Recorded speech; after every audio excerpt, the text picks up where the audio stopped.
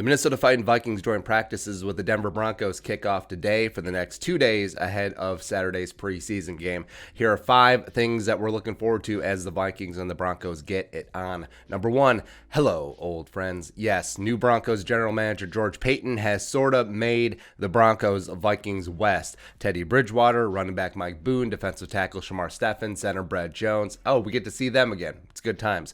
Also, Pat Shurmur is the offensive coordinator, and he and Zim go way back like chiropractic. So it will be cool to see a lot of the old faces in the new place, but either way, they're part of the opposition, so bring it. Next up, storyline number 2, Vikings-Broncos joint practices.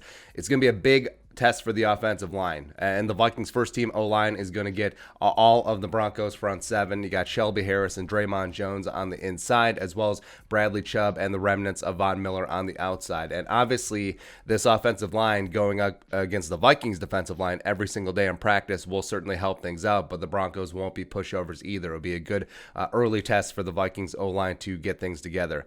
Next up, storyline number 3 from Vikings-Broncos joint practices. How good are the Vikings secondary wide receivers? And Justin Jefferson is likely going to miss this week, and Thielen is getting some time off as well. Just how good are KJ Osborne and Chad Beebe and ISM and Blake Prohl and Whop Philyor, etc.? Because they're going to be tested. Like, they're going to have to be the top tier wide receivers for the Vikings with the ones. And the Broncos secondary is tough. You got rookie Patrick Surtain II is already looking like a damn Pro Bowler coming in as a rook. You got Kyle Fuller, plus you have Justin Simmons on the back end. So these guys aren't going to be an easy out either. So can they step up? Like, can KJ and BB and ISM, are they good wide receiver 3, 4, 5s, or can they actually be a 1 or a 2 in a pinch? I guess we're going to find out. Next up, storyline number 4 from Vikings-Broncos joint practices, Garrett Bowles. Right, so Broncos left tackle Garrett Bowles has peeled himself off the mat, become one of the better young left tackles in the game, got himself paid in the shade. That's right. So Daniil and the young edge rushers getting after him in one-on-one drills and team drills, everything. It's going to be a lot of fun to see, especially since the Vikings have been using Daniil Hunter more and more on the blind side. So one-on-one, best versus best, Daniil versus Bowles.